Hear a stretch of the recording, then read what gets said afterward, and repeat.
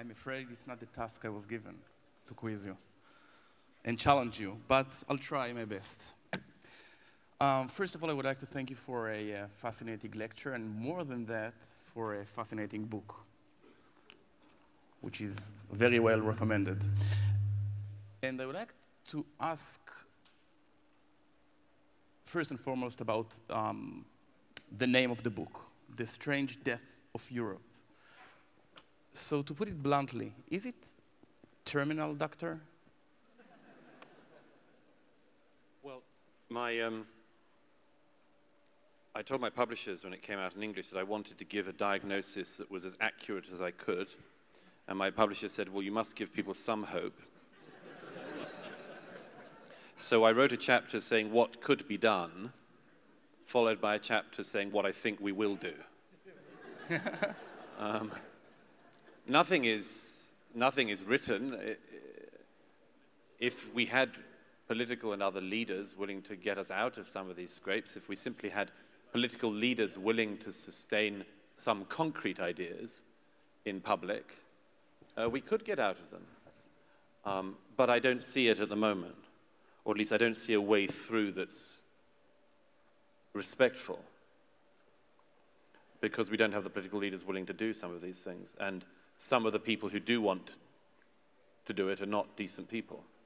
So we'll get to the leaders which you criticize all over the book, but this is not only a story about Europe, immigration, liberalism versus conservatives, but first and foremost, in my opinion, it's a story about how the liberal media and the elites actually set the borders of the public discourse, thus making it illegitimate to have other positions towards immigration. Yes.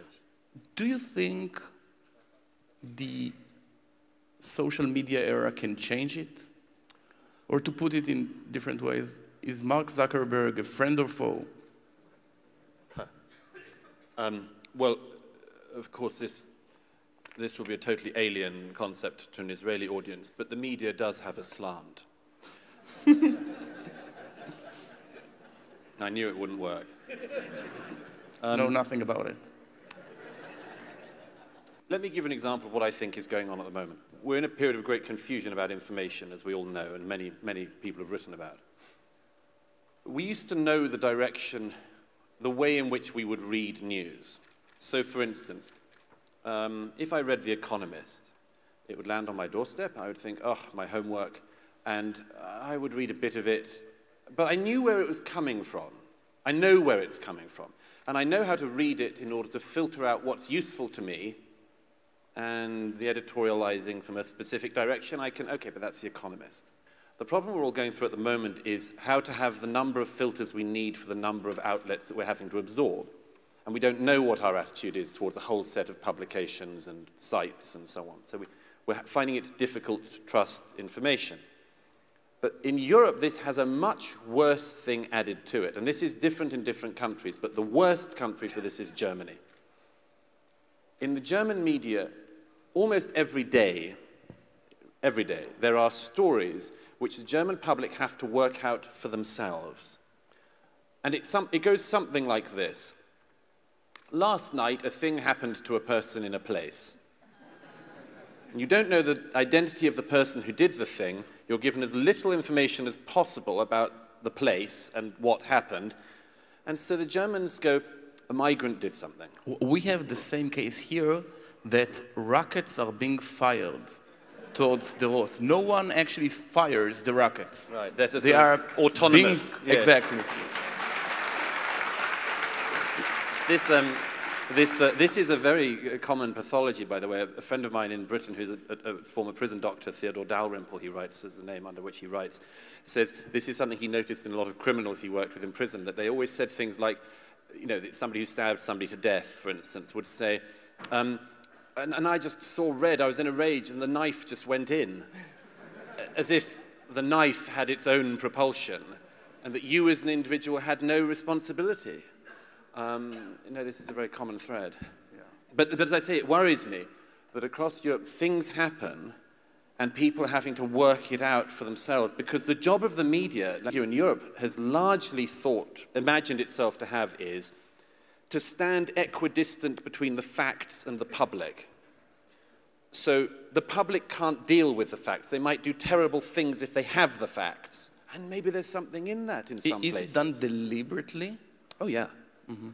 And it is. We can't trust the public with this because we don't know what they do. Okay. Now, the great thing about this, as you allude to, is that the era of social media has both deranged us and also given us a possible answer. So Mark Zuckerberg is a friend some days and a massive foe on others.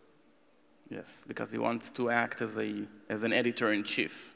But it's so beautiful seeing it backfire, isn't it? I mean, that people were meant to absorb only one type of news, and then they absorb the wrong news, and they go to the wrong people, and then the public have the wrong opinions, and they vote for the wrong people. Yeah. And then the politicians just have to forgive the public. But this is the case when it comes to Germany. It seems you don't... I mean, I have the vague impression that you don't like Angela Merkel. We don't send each other Christmas cards. Exactly. So how come she has been elected over and over again by a very conservative political base, if she acts against the very fundamental ideas of the very certain base? Well, the trick on the immigration question for a long time in center-right politics in Europe has been you do basically the same things as the center-left, but you occasionally say something tough. So Angela Merkel gave a famous speech in 2010 where she said that multiculturalism had failed. And people thought, finally a politician has said the truth. By the way, she was aided by the fact that this word multiculturalism is very, very vague. Some people hear it as multiracialism. Actually, for most people in power, it's recognized to be a specific political idea that you allow people to live their own lives in the country that they're in. The country is a sort of cohering body. But when she says this, a lot of the German public think, finally a politician who's telling the truth. And actually, they don't do anything. In fact, of course, 5 years after she said multiculturalism had failed in Germany, she then... Multiculti. She then massively exacerbated by having the single largest inflow of people in post-war history. And so what was it that you'd done in the 5 years between saying that speech in Potsdam and then opening the borders of Germany? What had you done to make sure it was going to work? The answer is nothing. But do you think Angela Merkel really wants Germany to be filled with hostile immigrants from Muslim countries? Or she just doesn't have the courage to fix the situation? Well, again, this is one of these problems that isn't based in nothing. So we now know from two people who were close to her on the last day of August 2015 when she said unilaterally that the borders of Germany would no longer be, that the normal border procedures would no longer be applied in Germany, thus massively increasing the flow of people coming into Europe. Two people close to her said that what happened was that she said, among other things, that photographs could not go round the world of German border guards repelling migrants. She just wouldn't have it. And again, it's not as if that isn't understandable. She was deeply fearful of this, and you could see the German public. At the Munich train station, where 10,000 people were arriving every 48 hours, people in the German public were high-fiving the arrivals, giving them balloons. This was not something for a philosopher or political analyst. This was something for a psychiatrist. This was people so happy that people were breaking into their country rather than trying to break out. It's still better than the Israeli case in which we hugged a serial terrorist who killed hundreds of Israelis, giving him the Nobel Peace Prize. So you still have way to go.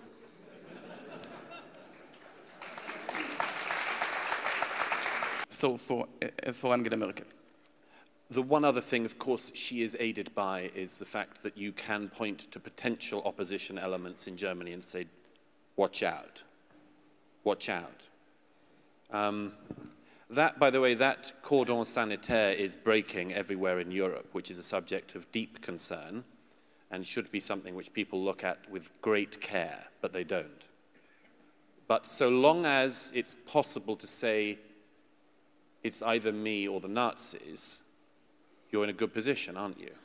Exactly. It's too easy. But So maybe this is the explanation for the difference between Europe and the rest of the world. Maybe they are post-traumatic. So I'll put it differently. Where do you draw the line between good nationalism and opposing immigration and bad nationalism and racism? well, this is one of those things that you know it when you see it. And don't you see it? Yes. And country to country, it's very different. No, I mean racist sentiments. Oh, yeah. Well, there's all sorts of ways to draw that line.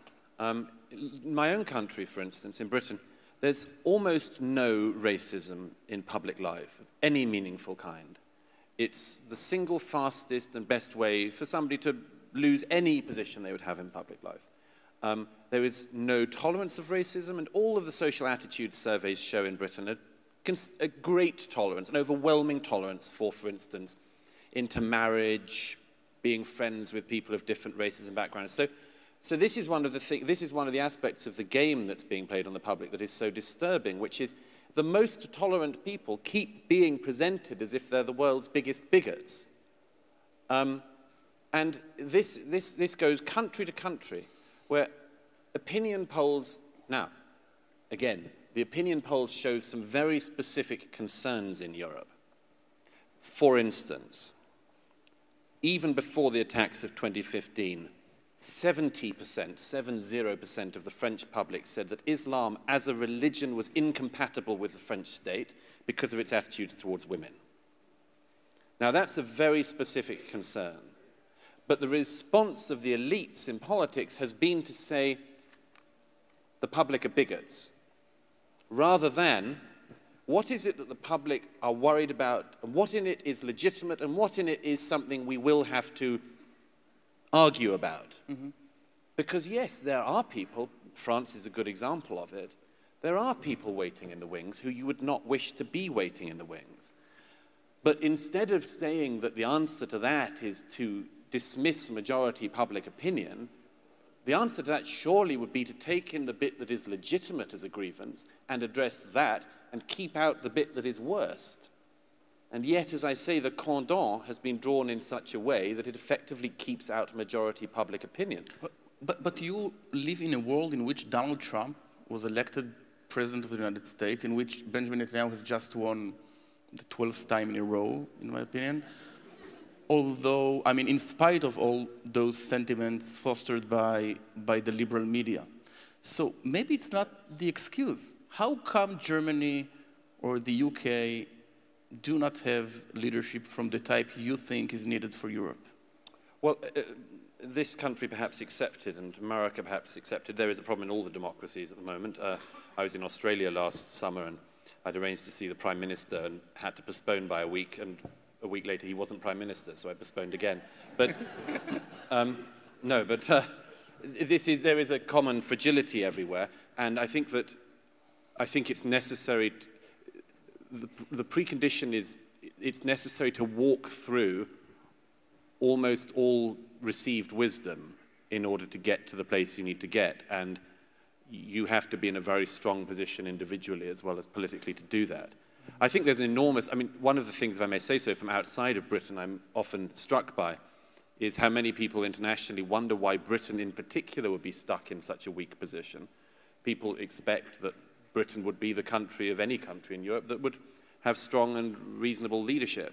Well, not yet we don't. But what is really needed is you need to, or at least people who are not politicians need to assist politicians to develop the lexicon in which to talk about very difficult questions. Yep.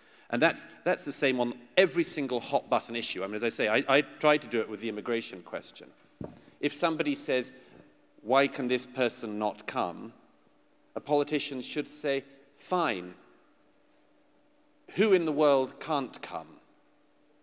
And they don't do that. They don't play that game back. I did it recently to a Labour politician. I said to her, who can't come to Britain? Who don't we want more of? I can see her eyes right there. Oh, no. My entire career is on the line. So I said, who don't we want more of? And she said, we don't want any more criminals. Okay. And I said, well, okay, fine. Let's say a boy who was 14 in Tunisia stole a loaf of bread, and now he's 18 and he'd like to come to Europe. Why are you saying he's got to be kept out? Why him? Okay, war criminals shouldn't come. And I said, that's about 6 people in The Hague, and none of them are applying to come to the UK. But you see my point. You have to force them to the difficult argument because they've been getting away with blandishments for decades. And when you articulate those arguments, do you feel personally that your position as a journalist is at stake? Not today, because you're very popular today, but 7 years ago. Well, I don't care. I think that if you're interested, I think the only point of writing is to pursue truth. And if you don't want to pursue truth, I mean, there are plenty of other jobs to do in the world. And if you don't want to pursue truth, you shouldn't be a writer. But and you have to follow it wherever it goes. Were you never afraid? Well, I've trodden a precarious path in my life. And not everything I say goes down very well with everybody. Mm-hmm. I don't mind about any unpopularity. Again, that shouldn't bother anyone interested in truth. The truth is very often deeply unpopular, but there it is. Yeah. I do mind the fact that in the continent I'm from, criticisms of certain religions do bring personal problems, and I've had rather too many friends shot in the same profession across Europe to feel totally comfortable about that. But again, what are you going to do? Lie? Shut up?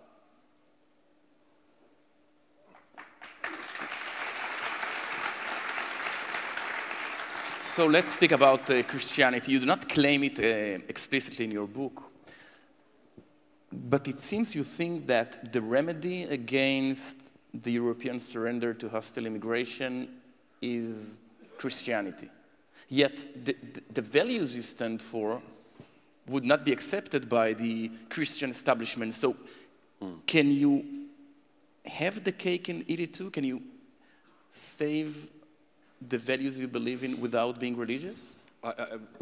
As a non-believer myself, I say that it's a necessity to engage with your religious heritage, to be in communion and dialogue with it, at least. That's why I follow the advice that Cardinal Ratzinger, before he became Pope, said. He said, I try to live as though God existed, which was the advice he gave to Oriana Fallaci. And I think that you have to remain... I can see no way through for Europe that consists of jettisoning its religious heritage, and I don't want to jettison it. But how far would it go without belief? Well, I mean, can you have hundreds of millions of scholar agnostics? It won't work. Well, my suggestion is, for those who can't believe, you can't force them. So you have to find an attitude towards them that isn't just believe or go away. And I describe in the book why we in Europe in particular have got to the situation we have in regards to belief. But my own view is that the role of the churches ought to be on an issue like migration, that the state has very clear boundaries, it holds very strong border policies, and the role of the churches is effectively to inject into that dialectic the care and the love and all of these things that are part of the Christian teachings about our attitudes towards others. Now, the problem is that if the states are very weak on this and the churches preach only what Pope Francis, for instance, teaches, or what the Scandinavian churches teach. The Scandinavian churches have basically become Greenpeace at prayer, and the heads of the churches, do this stuff of Jesus was a migrant, for instance. Jesus was a Palestinian, of course, in their teaching as well. But of course. But Jesus was a migrant, and by the way, I've been so polite today, but let me just not be for a moment. My most politically incorrect thing I ever say, and maybe I can get away with it, but we'll see. My most politically incorrect thing I ever say is, when the churches say Jesus was a migrant, I always say, you want to watch out for that, because he also went back to where he came from. So careful. Okay. One last question before you get tougher questions from the audience, from Tikva students. There are two perceptions in Israel for how to deal with the far right, what the media calls far right European parties. One is that my enemy's enemy is my friend. And the other option, for instance, a position articulated by our president, is that Israel should not cooperate with racists. Mm-hmm. What would you do if you were Israeli? I'd want your president to be specific about who he was talking about. For instance, Viktor Orban. Is not a racist. Is not a racist. Nor, and this is very important, nor is he an anti-Semite. Strache's party in Austria. A trickier question. Okay. This requires unbelievably fine surgical analysis, if I may say so.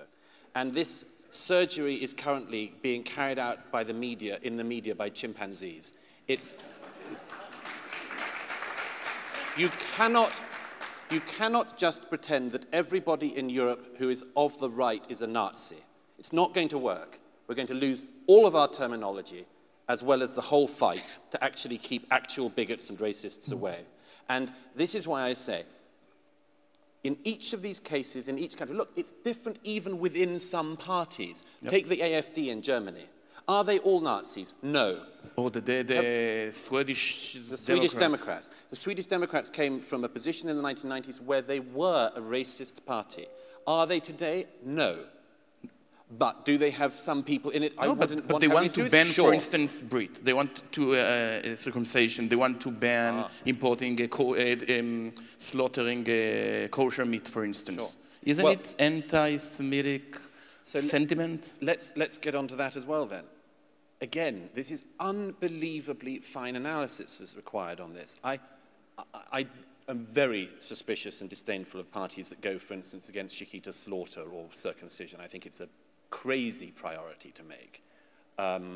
But look, again, country to country and party to party, you've got to be very careful before wielding the anti-Semitism accusation. And it's been fired off like a machine gun across Europe. And this is unwise, because are there anti-Semites? Yes.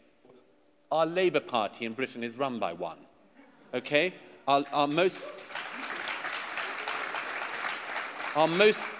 Her Majesty's opposition is led by a man who, at the very least, has spent his entire life totally comfortable with every variety of anti-Semite.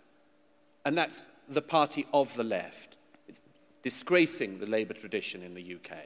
But I want us to make sure we can make those diagnoses. And if everybody you don't like for short-term political gain is an anti-Semite, it's not going to work. So, as I say, a realistic and informed diagnosis is what's needed. Questions from the audience? Yes, please. First, thank you very much for the very fascinating discussion.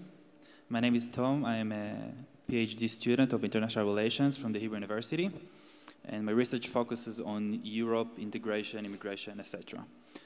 We can see all over the continent that Eurosceptic parties are gaining more and more power, and they all mainly raise the same issue of immigration. We see it in Italy, in France, in Hungary, Poland, now even in Spain, practically everywhere. So do you think that the coming elections for the European Parliament may lead to a drastic change in European politics, and especially on immigration policies? And if not, do you see any scenario in which the current situation will lead to some sort of a civil war in Europe? The European elections are next week. We're voting for them in Britain. It hasn't gone unnoticed by the British public that 3 years ago we voted to leave the European Union, and next week we're being invited to vote again in European Parliament elections. It's what do they call it, the California Hotel or whatever. You know, you can check out, but you can't leave. I expect that parties who are now called populists, that's a new way to dismiss the public, this wretched public, they keep voting for populists. It may just be popular. But these parties will do much better than they have before. I think, yes, I think the League in Italy has already since last March massively surged in the polls domestically in Italy. I think these parties will benefit, but I think we shouldn't exaggerate it. There's a tactic I've noticed now of the left in Europe to exaggerate the potential electoral gains of their enemies, so that when they do very well but less well than expected, they say, the populist bubble has burst. So I wouldn't expect a massive change. And by the way, the European Parliament is very resistant to any change anyway. It's what happens at the Commission that's going to matter much more. And we in Britain, by the way, there's this thing you hear that we're going to really send a message to Brussels by sending a bunch of real nutters there next week. And as I've said before, it's not clear how that, from the European point of view, how that differs from the British policy in regards to the European Union of recent decades. They think that we've been sending them our worst for a long time. But no, I mean, I think that we are trying to send a message again. But the message, I say very quickly, the message is very interesting. We in Britain saw that the massive issue was sovereignty. We no longer were sure about how we were governed, how we voted people into power, and how we voted them out. And in the 3 years since the second largest contributor to the EU budget voted by a majority to leave the EU, we have flayed our political class in Britain, flayed them, and Jean-Claude Juncker is still there. So whenever I feel bad about Brexit or feel any moroseness about the fact that it's been going so badly, I look at the European Commission and its inability to adapt, and I think, no, we were right. Okay, next question. Thank you. Thank you very much for your arrival and for your wonderful book. My name is Dara Schleifer. I work with Taqwa Fund in the Exodus program that promotes conservative ideas, and I'm a political science student in Tel Aviv University. And my question is, in case that the leaders of Europe decide to close the borders, as you suggest, and prohibit or almost prohibit immigration, still a huge part of the public may think that something must be done about the horrible things that indeed happen in the world. So do you think that Europe and the West should do something that is not immigration, about the terrible wars and regimes that indeed are happening in the Middle East and Africa? Do you think that there is some solution or some help that we can offer and maybe stop feeling so guilty? That's a very good question and a very tricky one to answer, but let me give it a go. It's my view that in the liberal West, one of our deepest worries is how to cope with our luck. Okay, and this isn't as if this comes from nowhere. We look at the rest of the world and we think, wow, what an accident of birth. I could have been born in Eritrea, where life is just miserable, and conscription and early teens and no way out, a prison-like society. So we look at these places and we think, we don't think it enough, but we think, wow, I'm lucky. And then how to contend with that luck? Our current answer is share our luck with the rest of the world if it makes it here. And I think this is an understandable response and a suicidal response. By the way, it's interesting, I made this remark recently to a Norwegian politician who said, no, you shouldn't talk about it in these terms. It's not just luck. Norway, there's a reason why Norway isn't Venezuela. We had similar energy reserves, but we did better and we made wiser decisions for a generation. And this itself is a very important point to make. It's not just luck. It's individual people making rational and sensible decisions for the long term, however uncomfortable it might be in the short term. And again, one other point on this. It is so much harder than anyone is willing to admit. In the refugee camps of southern Europe, I spoke to an Afghan family, for instance, who said, why should Germany be giving priority to Syrian migrants? They said, they've only been at war for 5 years. Our country's been at war for 15 years. Very good point. Okay, so let's say every country that's had a war, its citizens have the right to come to Europe. Then what about people who are fleeing economic deprivation? Last year, a poll in sub-Saharan Africa said 1/3 of sub-Saharan Africa wants to move. Okay, what are you going to do about that? And one other, before we go to the last question, one other. This is the hardest. I often think it's worth finding the hardest bit of the problem, identifying it and see what you can do. Here's the hardest bit.